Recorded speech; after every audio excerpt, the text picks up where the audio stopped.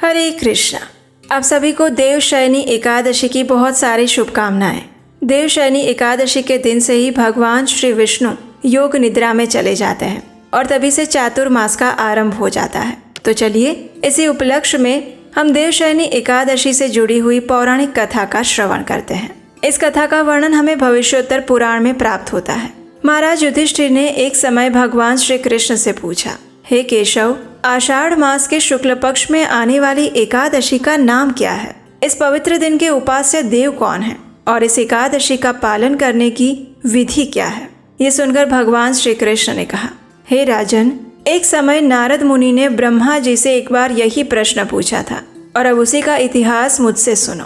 नारद मुनि ने एक समय अपने पिता ब्रह्मा जी से पूछा, हे पिताश्री, कृपया मुझे बताइए, भगवान विष्णु की प्रसन्नता के लिए कौन सा व्रत पालन किया जाए? ये सुनकर ब्रह्मा जी ने कहा, हे नारद, इस संसार में एकादशी व्रत से बढ़कर कोई व्रत नहीं है। पाप कर्मों के फल को नष्ट करने के लिए एकादशी का व्रत ही पालन करने योग्य है। एकादशी व्रत का पालन ना करने वाला मनुष्य निश्चित रूप से नरक में गिरता है और भगवान ऋषिकेश को प्रसन्न करने के लिए प्रत्येक मनुष्य को एकादशी व्रत का पालन अवश्य करना चाहिए। और आषाढ़ मास के शुक्ल पक्ष में आती है देवशयनी एकादशी। अब इस देवशयनी एकादशी का एक सुंदर इतिहास सुनो। एक समय राजा मांधाता नामक एक सज्जन राजा राज्य करते थे, जो कि संपूर्ण पृथ्वी पर अपना शासन करते थे। वे अपनी प्रजा का अपनी संतान की तरह ही पालन करते। उनके शासन में कभी सूखा या अकाल नहीं पड़ा था, कभी बाढ़ नहीं आई थी और कोई रोगी नहीं था। उनके सभी नागरिक शांति और समृद्धि से जीवन व्यतीत करते थे। एक समय उनके राज्य में लगातार 3 वर्षों तक बारिश की एक बूंद भी नहीं गिरी। सभी प्रजाजन भूख और उद्वेग से प्रभावित होने लगे और इस विषम परिस्थिति में वे सभी राजा के पास आकर कहने लगे, हे राजन, परम भगवान अपने विश्व रूप में बादल के रूप में भी व्याप्त हैं। वे ही वर्षा करते हैं और वर्षा से अन्न उत्पन्न होता है और सभी जीव अपने जीवन के लिए अन्न पर आश्रित हैं। वर्तमान समय में अन्न के अभाव में सभी नागरिक कष्ट में हैं। कृपया हमारी शांति और समृद्धि का कोई उपाय कीजिए।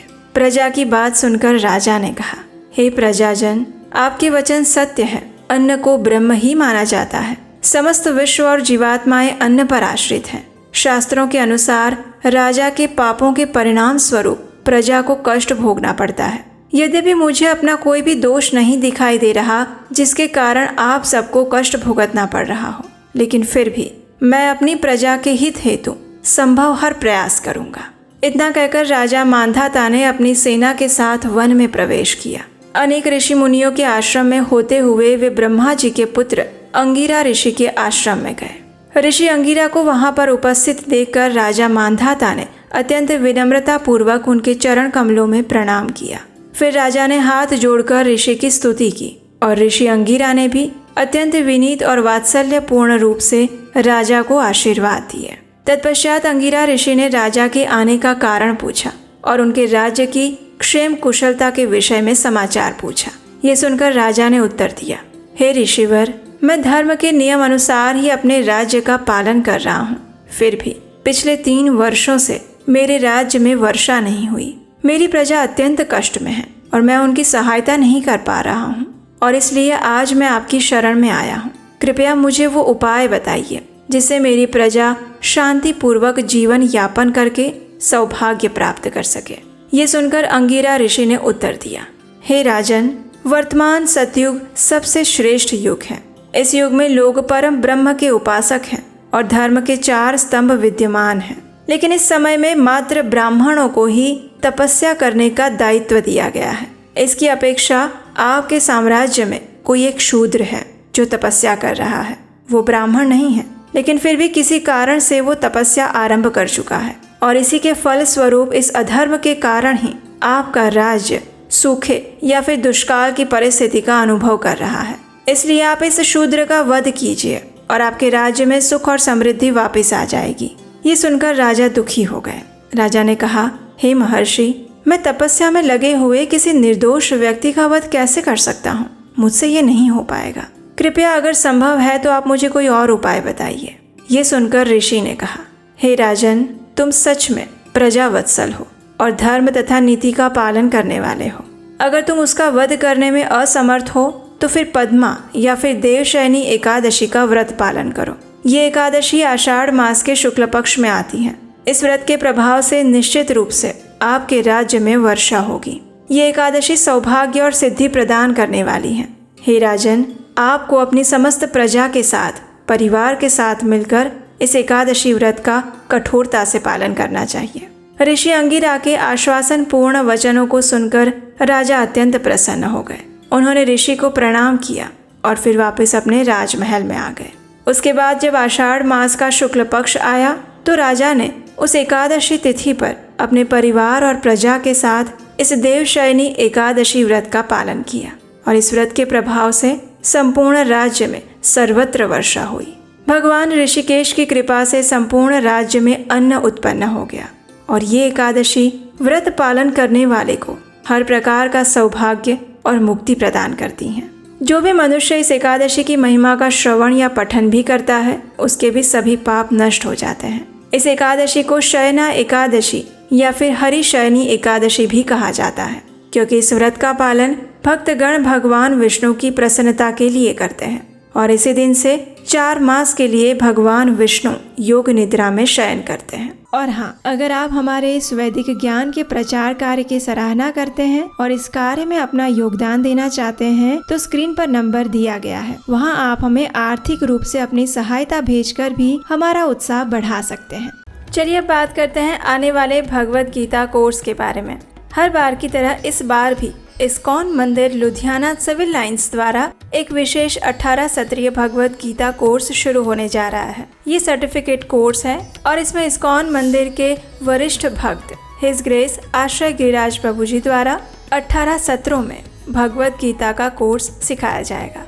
ये ऑनलाइन जूम पर रहेगा और इस कोर्स के लिए कोई भी रजिस्ट्रेशन कर सकते हैं, चाहे महिलाएं हो या पुरुष, बच्चे हो या वृद्ध, सभी के लिए ये कोर्स अवेलेबल है। तो जल्दी से जाइए नीचे डिस्क्रिप्शन बॉक्स में और वहाँ पर दिए गए लिंक पर क्लिक करें और इस कोर्स के लिए रजिस्ट्रेशन करें।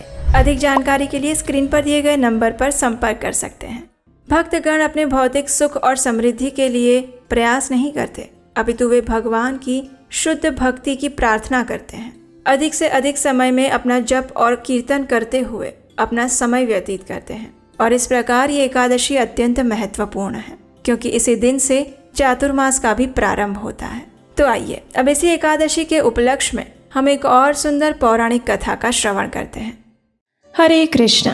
बृहद नारदीय पुराण में ऋषि वशिष्ठ राजा मांधाता से कहते हैं, अपोषणात् सकृत देवी विनश्यन्ति अधराशयः एकतः पृथ्वी दानम एकतो हरिवासरम।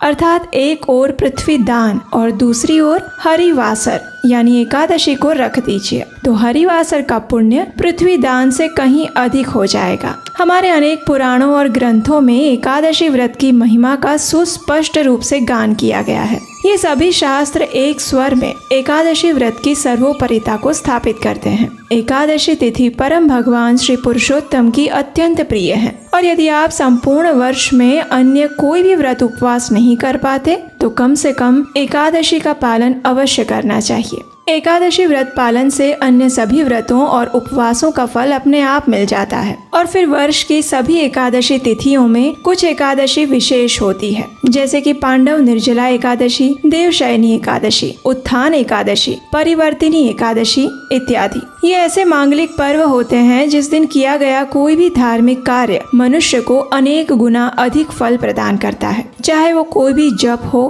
तप हो, दान हो या अनुष्ठान हो। ऐसी ही अत्यंत महत्वपूर्ण एकादशी है देवशयनी एकादशी। प्रत्येक वर्ष आषाढ़ मास के शुक्ल पक्ष में आने वाली इस एकादशी को देवशयनी या पद्मा एकादशी के नाम से जाना जाता है। ये वो दिन है जब भगवान श्री हरि 4 मास के लिए योग निद्रा में चले जाते हैं। इस दिन से प्रारंभ करके 4 मास तक हम कोई भी शुभ और मांगलिक सांसारिक कार्य नहीं करते, क्योंकि इन दिनों में सभी देवी देवता भी भगवान श्री हरि की शरण ग्रहण करते हैं और इसलिए इस 4 मास यानी कि चातुर्मास में अधिक से अधिक आध्यात्मिक कार्यों को करने के लिए कहा जाता है। ये चातुर्मास का समय ऐसा सुवर्ण समय है जब मनुष्य अपनी आध्यात्मिक प्रगति के लिए अधिक से अधिक प्रयास कर सकता है। इस समय में किसी संकल्प के द्वारा जितना हो सके उससे अधिक प्रयास अपनी साधना को बढ़ाने के लिए करना चाहिए। अपने शारीरिक और पारिवारिक अवस्था को ध्यान में रखते हुए कोई ना कोई तपस्या करनी चाहिए।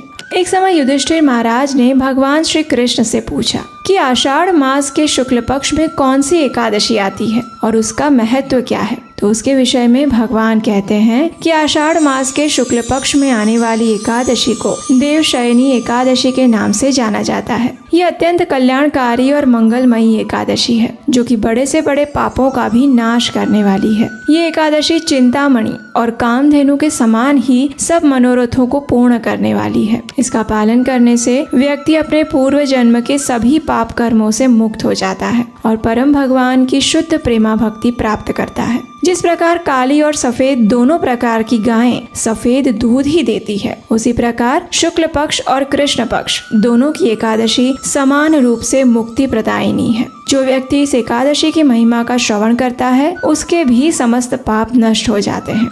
एक समय नंद महाराज ने श्री कृष्ण के कहने पर गोवर्धन पूजा उत्सव का आरंभ किया और उससे रुष्ट इंद्रदेव ने 7 दिनों तक मूसलाधार वर्षा की। ये उत्सव अमावस्या के दिन हुआ और फिर शुक्ल पक्ष का 9वां दिन बीत जाने के बाद 10वें दिन देवराज इंद्र ने भगवान श्री कृष्ण की उपासना की और इस प्रकार सभी ब्रजवासी इंद्र के कोप से मुक्त हो गए। तत्पश्चात नंद महाराज ने 11वें दिन संपूर्ण दिन का उपवास करके एकादशी व्रत का पालन किया। इस व्रत का पारण करने के लिए वे अगले दिन यानी द्वादशी पर प्रातः काल में ही यमुना में स्नान करने चले गए, परंतु उन्होंने बहुत जल्दी स्नान कर लिया था, इसलिए वरुण देव के एक पार्षद ने उन्हें पकड़ लिया। जब काफी समय तक नंद महाराज पानी से बाहर नहीं आए तो वहाँ उपस्थित सभी गोपगण घबरा गए। उन्होंने सहायता के लिए कृष्ण को पुकारा और क्योंकि नंद महाराज ने पूर्ण श्रद्धा और भक्ति भाव से एकादशी व्रत का पालन किया था, इसलिए वरुण देव के पार्षद भी उन्हें कोई हानि नहीं पहुंचा पाए। आखिर श्री कृष्ण ने स्वयं जल में जाकर नंद महाराज को वरुण पार्षदों से छुड़ा कर लेकर आए।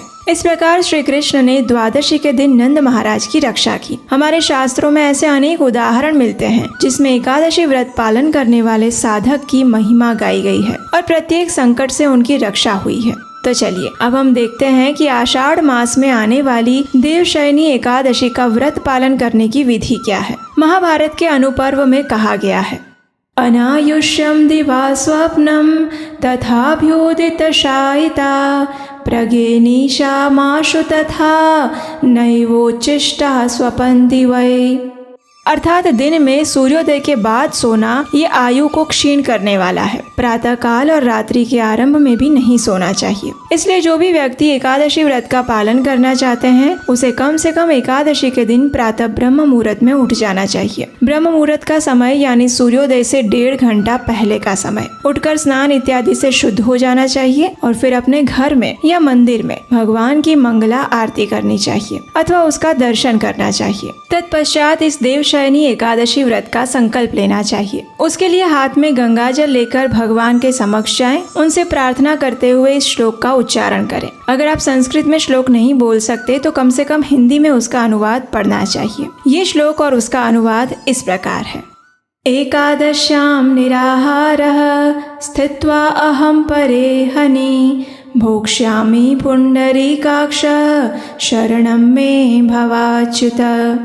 अर्थात एकादशी के दिन मैं भोजन से विरत रहूंगी और अगले दिन अन्न ग्रहण करूंगी। हे पुंडरीकाक्ष, हे अच्युत, कृपया मुझे अपनी शरण में लीजिए। इस प्रकार संकल्प लेने के बाद अब समय है तुलसी सेवा का। तुलसी देवी को एक मध्यम उच्च आसन पर स्थित करें। उसके बाद उन्हें आवश्यकता अनुसार जल प्रदान करें। उनके समक्ष घी का दीपक जलाएं और उनकी कम से कम 3 बार प्रदक्षिणा अवश्य करें। कुछ लोगों द्वारा ऐसा भ्रम फैलाया जा रहा है कि एकादशी के दिन तुलसी में जल नहीं डालते हैं, लेकिन ऐसी किसी भी बात का समर्थन हमारे शास्त्रों में नहीं किया गया है, इसलिए ऐसी भ्रामक बातों में ना आए। इसके बाद तुलसी देवी के समक्ष बैठकर हरे कृष्ण महामंत्र की माला का जप करें। इस दिन आप जितना अधिक मात्रा में इस माला का जप कर सकते हैं उतना अच्छा होगा। और हरे कृष्ण महामंत्र यानी हरे कृष्ण कृष्ण कृष्ण हरे हरे, हरे राम राम राम हरे हरे। अग्नि पुराण के 12वें अध्याय के 6ठे श्लोक में कहा गया है कि एकादशी के दिन भरपेट खाना निषिद्ध कार्य है और इस दिन उपवास करना निश्चित रूप से भगवान श्री कृष्ण को प्रसन्नता देता है। इसलिए एकादशी के दिन हम उपवास का पालन करते हैं। पंचरात्र नामक ग्रंथ में बताया गया है कि एकादशी का पालन करने वाले व्यक्ति को एकादशी के दिन इन 5 चीजों का त्याग करना चाहिए: चावल, गेहूं, जौ, मूंग, चना, उड़द जैसी दालों का और मटर, फलियां इत्यादि सब्जियां और सरसों का तथा तिल का तेल। यदि कोई भी व्यक्ति इनमें से किसी भी चीज का सेवन एकादशी पर करता है तो उसका एकादशी व्रत टूट जाता है। अगर आपको आवश्यकता लगे तो इस दिन आप दूध, फल, फलों का रस, कंदमूल इत्यादि से बनी हुई चीजें या फिर एकादशी से बना हुआ प्रसाद ले सकते हैं। इस दिन अधिक से अधिक मात्रा में हरे कृष्ण महामंत्र का जप करना चाहिए। श्रीमद् भागवतम और भगवत गीता जैसे ग्रंथों का श्रवण और पठन करना चाहिए। अगले दिन द्वादशी पर प्रातः ब्रह्म मुहूर्त में उठकर स्नान इत्यादि से शुद्ध होकर एकादशी व्रत का पारण करना चाहिए। पारण से पूर्व किसी सुयोग्य ब्राह्मण और वैष्णव को अपने घर पर बुलाकर उन्हें भगवान को अर्पित भोजन प्रसाद खिलाना चाहिए। अपनी क्षमता अनुसार कुछ न कुछ दान देना चाहिए। उसके बाद स्वयं भगवान को प्रार्थना करते हुए एकादशी का फल भगवान को अर्पित करते हुए इस व्रत का पारण करना चाहिए। तो आइए इस आने वाले चातुर्मास के शुभ समय में आ रही देवशयनी एकादशी का पूर्ण श्रद्धा और नियम पूर्वक पालन करते हैं और अपने जीवन को परम भगवान श्री कृष्ण के चरण कमलों में समर्पित करते हैं। हरे कृष्ण।